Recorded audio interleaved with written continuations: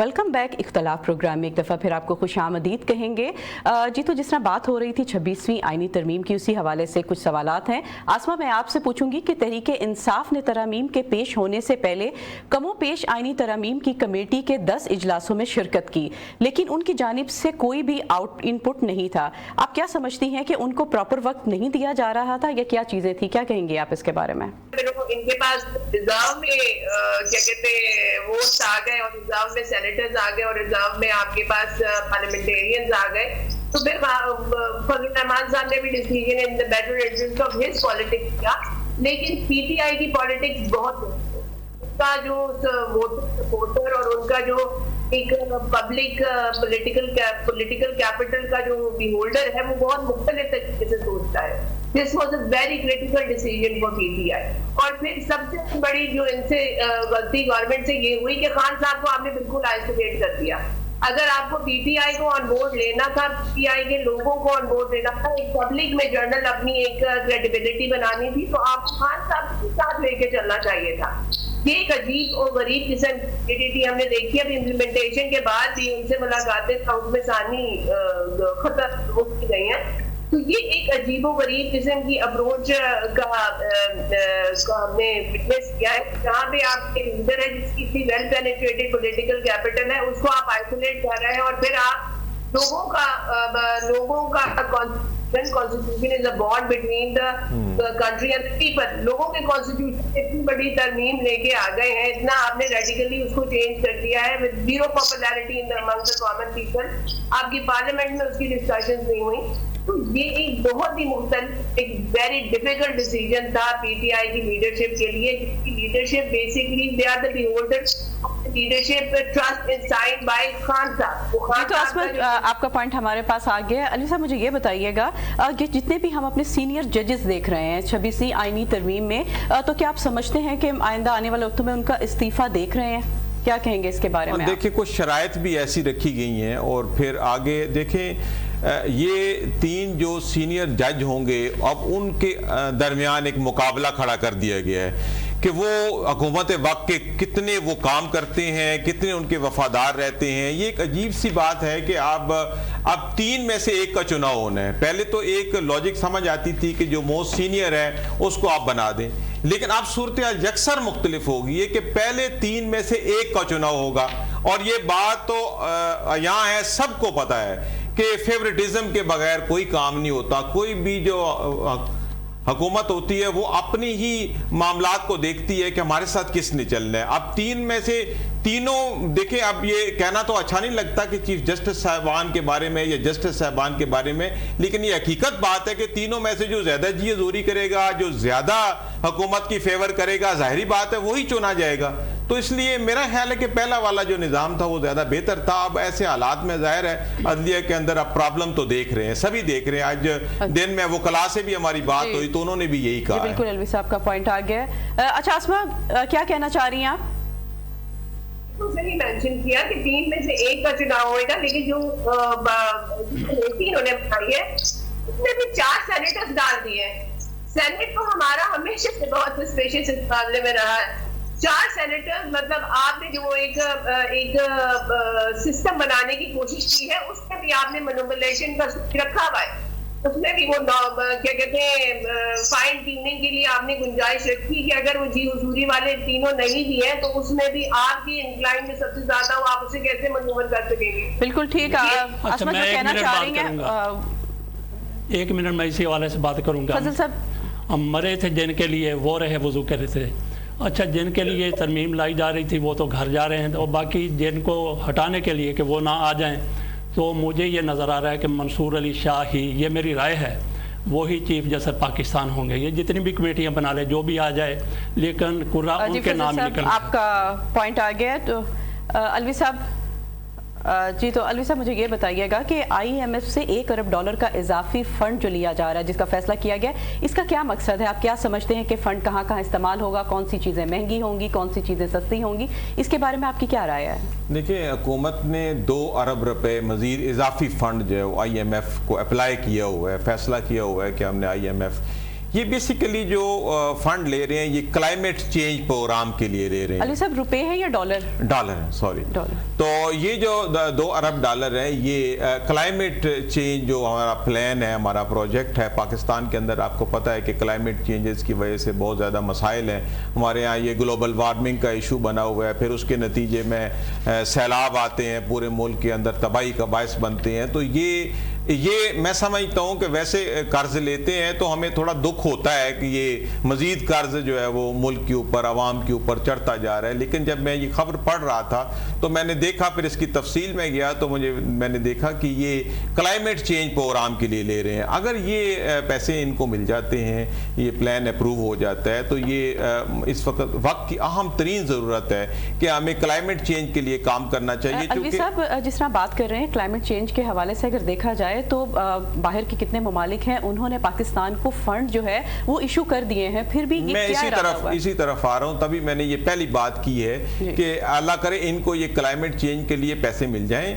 और लेकिन ये बात है कि ये फिर इस्तेमाल भी इस मकसद के लिए हो, एफिशिएंटली इस्तेमाल हो, क्योंकि क्लाइमेट चेंज एक बहुत बड़ा सब्जेक्ट बन चुका है। पहले सिर्फ ये माहौलियात का इशू होता था, अब वो माहौलियात से चेंज होकर क्लाइमेट चेंज की तरफ चला गया है। क्लाइमेट चेंज, अभी आपने देखा कि 2 साल पहले भी बहुत ज़्यादा सैलाब आए, फिर हर दफ़ा ही बरसात में जून, जुलाई में, अगस्त में बहुत ज़्यादा सैलाब का हमें ख़तरा रहता है। तो उसकी मेन वजह ये है, वो क्लाइमेट चेंज है। अब क्लाइमेट चेंज के अंदर बहुत सारी चीज़ें हैं, उसमें इंडस्ट्री भी है, उसमें और ज़्यादा मसाइल हैं। इसको कंट्रोल करने के लिए अगर क्लाइमेट चेंज प्रोग्राम चलाने के लिए ये कर्ज लेके उसके ऊपर इस्तेमाल किया जाए, ये बहुत ज़्यादा ज़रूरी है इस वक्त। वगरना हमारे पाकिस्तान के लिए बहुत मसला है कि हम ग्लेशियर्स के दामन में बैठे हुए हैं, और इसी तरह अगर ये ग्लोबल वार्मिंग चलती रही, हमने कुछ ना किया और ये क्लाइमेट चेंज इस तरह चलती रही, तो फिर एक वक्त ऐसा भी आएगा कि पानी हमारे सर के ऊपर से गुजर जाएगा। ये एक मुहावरा बना हुआ है, ये मुहावरा हकीकत में आ जाएगा कि पाकिस्तान भी कहीं नजर नहीं आना कि कहाँ गया है। ये सूरत हाल है। जैसे जैसे ग्लोबल वार्मिंग बढ़ रही है हमारे यहाँ, चूँकि आपको पता है कि एनवायरनमेंट के हवाले से बहुत कम इनिशिएटिव लिए जाते हैं। अभी भी हम सेहत के ऊपर नहीं देते जो इससे भी ज़रूरी है, फिर ये अब उससे भी ज़रूरी हो गया है कि माहौलियात के ऊपर काम किया जाए, उसमें दरख्त लगाए जाएँ, उसके अलावा ऐसी इंडस्ट्री को बंद किया जाए जो बहुत ज़्यादा धुआं फैलाती है, माहौल को ख़राब करती है। तो क्लाइमेट चेंज प्रोग्राम के लिए जो कर्ज ले रहे हैं है तो अच्छा काम, लेकिन अगर इसको इसी मकसद के लिए इस्तेमाल किया जाए और एफिशिएंटली ये प्रोजेक्ट चलाया जाए, ये पाकिस्तान की बका है। अदरवाइज अगर हम क्लाइमेट चेंज के प्रोग्राम को नहीं चलाएंगे, हम अपने माहौल को बेहतर नहीं करेंगे, तो फिर आने वाली नस्लों के लिए यहाँ रहना बड़ा मुश्किल हो जाएगा। फजल हुसैन साहब, आप मुझे ये बताइएगा कि जिस तरह बात हो रही है फंड के हवाले से, कई बाहर के ममालिक हैं जिन्होंने फंड इशू कर दिए हैं, कईयों ने देने का वादा किया है, तो आप इसके बारे में क्या कहेंगे कि क्या आइंदा आने वाले हालात हम क्या देखते हैं? अच्छा, आपने 2 अरब डॉलर पाकिस्तान को मिल रहे हैं क्लाइमेट चेंज के हवाले से। अच्छा, पाकिस्तान को बहरहाल इस नाम पे तो मिल रहे हैं, बाकी कर्जा भी पाकिस्तान को मिल रहा है। IMF की तरफ से जो पहले 7 अरब डॉलर पाकिस्तान को दिए गए हैं, थोड़े वक्फे से दे दिए जाएंगे। तो उस मौके पर पाकिस्तान को एशियन टाइगर बनाने का दावा करने वाले हमारे वज़ीर आज़म मियाँ शहबाज शरीफ साहब की तरफ से कहा गया था कि ये हमारा आखिरी प्रोग्राम होगा। मेरा ख्याल है कि ये फिर उसके बाद ये फिर आखिरी प्रोग्राम हो जाएगा। 2 अरब डॉलर माशाल्लाह से, ये अभी आप गिनते जाएँ, 2 अरब डॉलर ये आ गए, 7 अरब डॉलर पहले आ चुके हैं। तो कुछ अरब ममालिक की तरफ से वादा किया गया था 27 अरब डॉलर की इन्वेस्टमेंट का पाकिस्तान में, और 1 साल पहले, 1.5 साल पहले हमारे आर्मी चीफ साहब की तरफ से ये कहा गया था कि पाकिस्तान को सऊदी अरब, मुत्तहिदा अरब अमारात, कुवैत और कतर 25-25 अरब डॉलर पाकिस्तान की मदद करेंगे, पाकिस्तान में इन्वेस्टमेंट करेंगे। ये मैं भूल गया हूँ कितने पैसे हो गए। बहरहाल इतनी ज़्यादा पाकिस्तान में, इतनी ज़्यादा सरमायाकारी आ रही, इतनी ज़्यादा पाकिस्तान में पैसे आ रहे हैं, तो अल्लाह बेहतर जानता है कहाँ पे लगेंगे। मुझे याद आ गया कि जब तहरीक इंसाफ की हुकूमत आई थी, तो उस मौके पर जो पहली तकरीर की थी मुराद सईद की तरफ से, उसने कहा था कि इसहाक डार हमें ये कह के गए हैं। इसहाक डार साहब ने पार्लियामेंट में खड़े होकर कहा था, पार्लियामान में, कि 200 अरब डॉलर ये हमारे स्विस अकाउंट्स में पड़े हुए हैं, बैंकों में पड़े हुए हैं, जो लूट मार करके पाकिस्तानी वहाँ पे ले गए हैं, वो हमने वापस लाने हैं। मुराद सईद की तरफ से फिर गिनवाना शुरू कर दिया गया कि 200 अरब डॉलर 200 अरब डॉलर, उसमें से इतना पाकिस्तान का कर्जा, इतना इस मद में, इतना इस मद में, उन्होंने पाकिस्तान को तरक्की और खुशहाली की मिराज पे पहुंचा दिया था। तो उसी तरह से अब आप गिनते जाएं, 100 अरब डॉलर वो, 29 अरब डॉलर एक, 7 अरब डॉलर एक, 2 अरब डॉलर ये वाले हो गए। तो अब पाकिस्तान फिर तरक्की और खुशहाली की। और जिस तरह से शहबाज शरीफ साहब ने, मियां नवाज शरीफ साहब ने पाकिस्तान को एशियन टाइगर बनाने का दावा किया था, और वो दावा अब वादे में बदल कर वादा पूरा होता हुआ नज़र आ रहा है। तो अब फिर पाकिस्तानियों खुश हो जाओ। जिस तरह से तरमीम पास हुई है उसमें जिस तरह खुशी का इजहार किया गया, मुझे तो ये लग रहा था कि इतनी ज़्यादा खुशी हो गई है हमारी हुकूमतों को, हो सकता है कि रोटी जो पहले 10 रुपए की है 5 रुपए वैसे है तो 20 रुपए की, उसकी आधी कीमत हो जाएगी, पेट्रोल भी आधा सस्ता हो जाएगा। ये सुबह मैं सोच रहा था, लेकिन अब जब मुझे ये पता चला है कि पाकिस्तान में इतने अरब डॉलर, तो जब मुझे यकीन हो गया कि पेट्रोल वाकई आधी कीमत पर आ जाएगा, रोटी की आधी कीमत, आलूओं की, गोंगलुओं की, गोश्त की, हर चीज़ की कीमत आधी इंशाल्लाह ताला ये हुकूमत हमारी कर देगी। अगर उसमें कोई कसर रह गई तो मरियम नवाज शरीफ साहिबा अपनी जेब से पैसे दे के अवाम को बहुत बड़ा रिलीफ देती हुई नज़र आ रही हैं। अच्छा आसमा, जिस तरह बात कर रहे थे फजल हुसैन साहब, उसकी आपकी क्या राय है? आपको लगता है कि महंगाई बढ़ेगी या इन चीज़ों की वजह से महंगाई की कमी हो जाएगी? जो IMF होता है ना इकोनॉमी का ITC है, इंटेंसिव केयर यूनिट है, जो भी आपकी इकोनॉमी बिल्कुल की हालत बिल्कुल ही जार होती है, वो फिर IMF जाती है और वहां से रिवाइव होकर आ जाती है। लेकिन हमारी ट्रेजेडी ये है कि हम इस ITC के परमानेंट प्रेसिडेंट हैं। हम ये हमारा गालिबन if I am not wrong 23वां प्रोग्राम है, और हम इसमें से हमेशा हम कर्जदार होकर निकले। हमने कभी भी अपनी इकोनॉमी को रिवाइव नहीं किया। ठीक है, क्लाइमेट चेंज हमारा बहुत बड़ा मसला है, क्लाइमेट चेंज में इन्वेस्टमेंट भी होनी जरूरी है, हमें काम भी करना जरूरी है, लेकिन हमारे पास चेक एंड बैलेंसेस कहाँ है? हमारे पास ये श्योरिटी कहाँ है कि जो ये पैसे आएंगे ये क्लाइमेट चेंज में ही लगेंगे? हमारा हम थोड़ा बहुत ही जो अकाउंटेबिलिटी की स्टैंड लेता है उसको हम आउटकास्ट कर देते हैं। हमें ये सिखाया जाता है कि करप्शन जो है वो हर सोसाइटी का, हर इकोनॉमी का एक परमानेंट हिस्सा है। तो ऐसे इन्वायरमेंट में, ऐसे पॉलिटिकल सराउंडिंग में आप मुझे बताइए, आगे मैं हमें चाहे अरबहा दे दूं, वो क्या पाकिस्तान की आवाम तक चैनलाइज होंगे? क्या उसकी बेनिफिट पाकिस्तान की आवाम को पहुंचेगा? या फॉर दैट मैटर ये जो हम क्या इनको बोझ अपने कंधों पे ले रहे हैं, इससे हम क्या क्लाइमेट चेंजेस के हवाले से कोई बहुत क्या कहते हैं रेवोल्यूशनरी इनिशिएटिव्स ले लेंगे?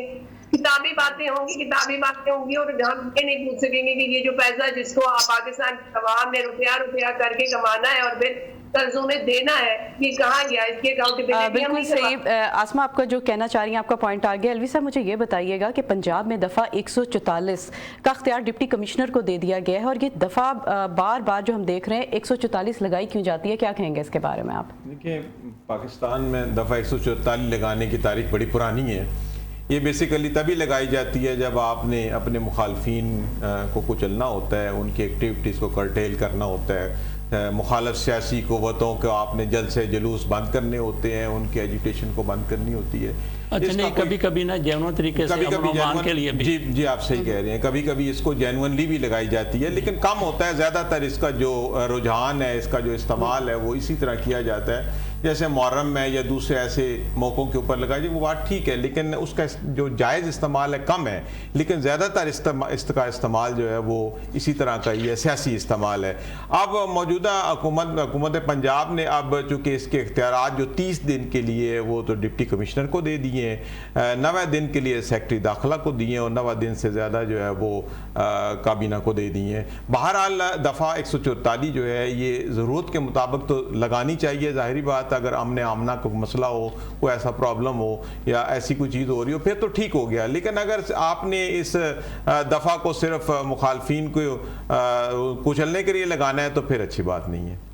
अच्छा फजल हुसैन नवाज साहब, हमें मुझे ये बताइएगा कि जिस तरह बात कर रहे हैं कि सरकारी मुलाजमतें जो ख़त्म करने का इरादा हुआ है, तो उसके बारे में क्या कहेंगे कि कौन से इदारे जो हैं वो बंद हो रहे हैं, कौन सी मुलाजमतें जो हैं वो बंद की गई हैं? क्योंकि हमें सुनने में आ रहा है और जो हम देखा है कि वो ऐसा क्यों कर रही है कि कई चीज़ें जो इम्प्लीमेंट की गई हैं उसे देख कर बिल्कुल से हैरान कुन बात हो रही है। तो क्या वजूहात हैं इसकी, क्या कहेंगे आप? पहले तो इस हुकूमत की तरफ से ये फैसला किया गया कि जो वजारतें एक दूसरे के साथ मिलती जुलती हैं उनको जम कर दिया जाए, एक दूसरे में जम कर दिया जाए। बल्कि कुछ लोग कहते थे कि बड़ी वजारतें जो है छोटी वजारतों को आप अपने में हज़म कर लें।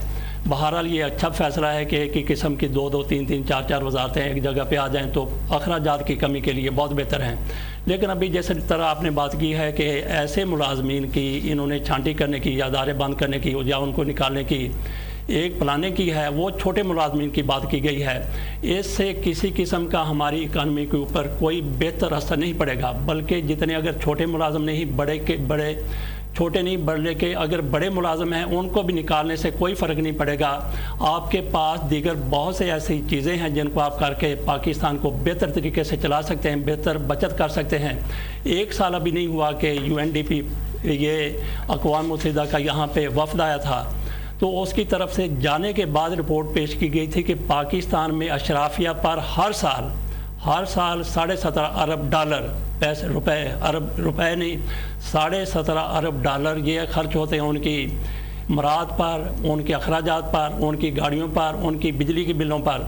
अगर आप ऐसी चीज़ों के ऊपर कदगन लगाएंगे तो वो हमारी मुईशत के लिए बेहतर होगा। इस तरह से कर लेना कि छोटे मुलाजमों को या बड़े मुलाजमों को घर भिजवा दी जाए, इससे कतई तौर पर बचत नहीं होगी। शहबाज शरीफ साहब जब पहली दफ़ा PDM के सरबराह के तौर पे ये वज़ीर आज़म बने थे तो उन दिनों इन्होंने एक नासिर खान खोसर साहब की सरबराही में बचत के लिए कमेटी बनाई थी। उनकी सिफारिशात ये थी कि अगर आप इस तरीके से कर लें तो आपको 1 खरब में होते हैं 1,000 अरब। उन्होंने कहा कि 1,000 अरब का 1 ट्रिलियन अरब का पाकिस्तान को फ़ायदा हो सकता है, बचत हो सकती है। उस तरफ जाने के बजाय इन्होंने छोटे छोटे मुलाजमों, चपरासियों, ऐसे लोगों को बाहर निकालने का फ़ैसला कर लिया जिसका पाकिस्तान की इकानमी पर बेहतरी का कोई असर नहीं होगा। अच्छा, इस हवाले से मैं एक बात ऐड करता चलूँ कि ये जो छोटे मुलाजमीन को निकालने की बात की गई है वफाकी हुकूमत की तरफ से, उसमें प्लम्बर है, इलेक्ट्रीशियन है, सफाई वाला सेंट्री का अमला है, स्टॉक वगैरह लेने के लिए जो लोग हैं। अच्छा, इसकी रिप्लेसमेंट क्या है? देखें, अगर गार्डनर है या क्लीनर है या कोई, इसकी रिप्लेसमेंट में आउटसोर्सिंग ला रहे हैं कि हम अपने मुलाजमीन निकाल के बाहर कंपनियों को कॉन्ट्रैक्ट देंगे। तो फिर अगर ये पहले होता था डाउन साइजिंग, अब एक नई टर्म निकल आई है राइट साइजिंग। भाई अगर आप राइट साइजिंग कर रहे हैं तो मकसद तो ये है कि आप अपने वसाइल बचाएं, अपने अखराजात को कम करें। लेकिन ये काम की बात है कि आप अपने मुलाजमीन को निकाल के वही काम आप आउटसोर्सिंग करने जा रहे हैं। तो आउटसोर्सिंग में महंगा पड़ेगा कि सस्ता पड़ेगा? आपके अपने मुलाजमीन है जो साल से आपके महकमों में काम कर रहे हैं, काम को जानते भी हैं, आप उनको निकाल के आउटसोर्सिंग तो ज़ाहिर है महंगा पड़ना है, उसमें ठेकेदार शामिल है, कॉन्ट्रैक्ट देंगे आप, कॉन्ट्रैक्ट में चीज़ें आएंगी। तो फिर ये फिर कॉन्ट्रैक्ट के अंदर आपको पता है कि फिर और भी बहुत काम होते हैं। तो मेरा नहीं ख्याल कि कोई अच्छा काम करने जा रहे हैं, तो फिर इन्हीं छोटे मुलाजमों को बेचारों को काम करने दें और दुआएं लें। जी, तो आसमा आपकी क्या राय इसके बारे में, क्या कहेंगी आप? आपकी जो इकोनॉमी होती है ना, वो आपके मिडिल क्लास ऑलरेडी इतनी क्रिपल्ड है, उसके गद्दे टूटे हुए, उसकी कमर जो है वो हिली हुई है। इस किस्म के डिसीजन देके जो थोड़ा बहुत ही उनमें जान है वो कि आप उसमें से ना वो बिल्कुल मौत की तरह निकालने की कोशिश कर रहे हैं। फिर आपकी इकोनॉमी चलाएगा कौन? आपकी इकोनॉमी अपर क्लास गिने चुने हैंडफुल तो चलाते नहीं है।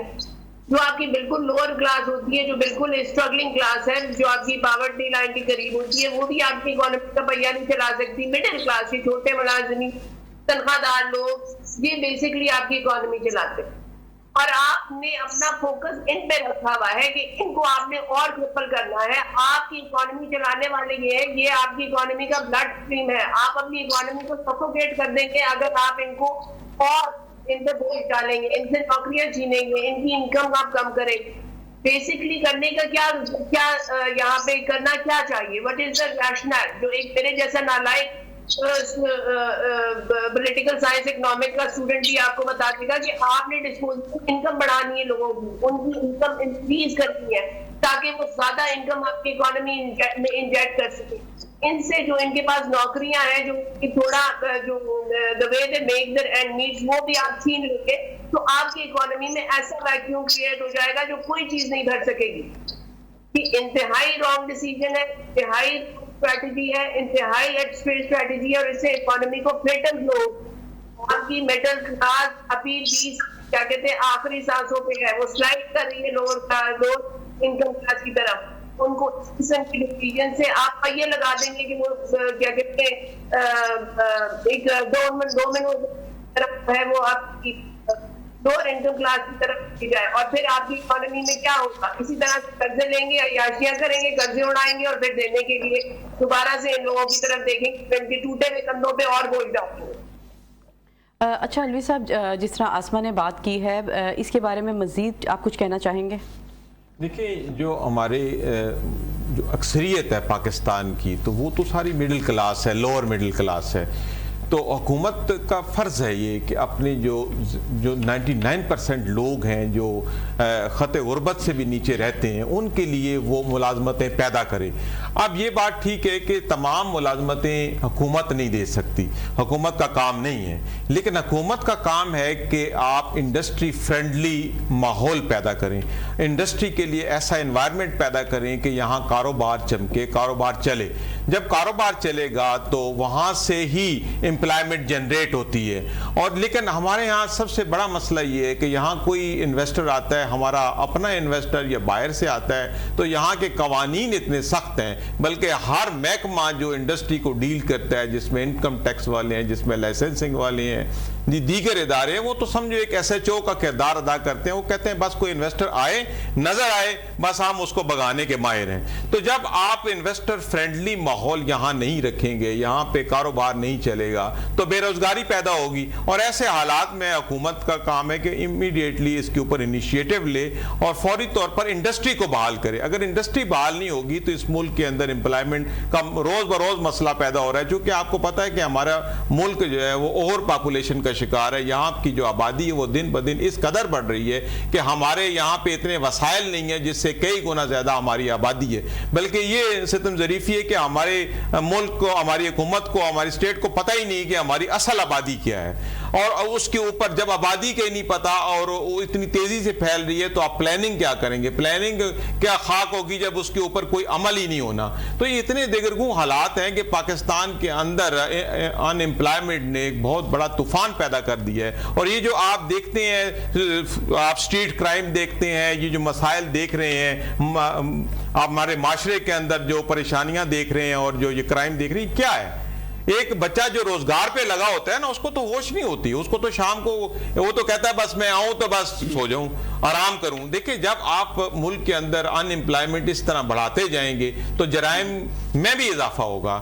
تو حکومت کو چاہیے کہ باقی جو بھی یہ اپنے معاملات چلا رہے ہیں، جو بھی ان کے ششکی ہیں، وہ تو چلائیں. ظاہر ہے وہ بہت پیسہ لگا کے آتے ہیں، لیکن عوام کا بھی خیال کریں. اچھا فضل عوان صاحب، مجھے یہ بتائیے کہ ڈیم فنڈ کے پیسے جو کہ ہائی کورٹ نے جمع کیے تھے وہ تو حکومت نے واپس لے لیا، وہ حکومت کے بعد پیسے واپس چلے گئے ہیں، تو آپ کیا سمجھتے ہیں کہ حکومت ان پیسوں کو کس مد میں استعمال کرے گی؟ اچھا، وہ ڈیم کے لیے پیسے ہیں تو ڈیم کے لیے استعمال ہوں گے. تو باقی میں اس پہ ضرور بات کروں گا چھوٹے ملازمین کے حوالے سے، جس طرح سے ان کو چھٹی کروائی جا رہی ہے تو یہ انتہائی زیادہ افسوسناک ہے، بلکہ شرمناک کہنا چاہیے. شرمناک کہیں گے تو ان کو پھر غصہ لگتا ہے. انہوں نے اپنی تنخواہیں بڑھا لی ہیں. انہوں نے قومی اسمبلی کے جو ممبران ان کی بھی اور سینیٹرز کی، ان کی تنخواہیں مراد میں حالیہ دنوں اضافہ کیا گیا. اور پھر آپ کو یہ بھی پتہ ہوگا کہ جو 4 ایڈ ہاک ججز لگائے گئے تھے 2 آ گئے ہیں، تو ان کی تنخواہ 14 لاکھ روپے تو ان کی اپنی تنخواہ ہے، جبکہ وہ پینشن 14 لاکھ روپے ان کی تنخواہ ہے. جو ان کو پینشن اتنی مل رہی تھی وہ بھی ان کو مل رہی ہے.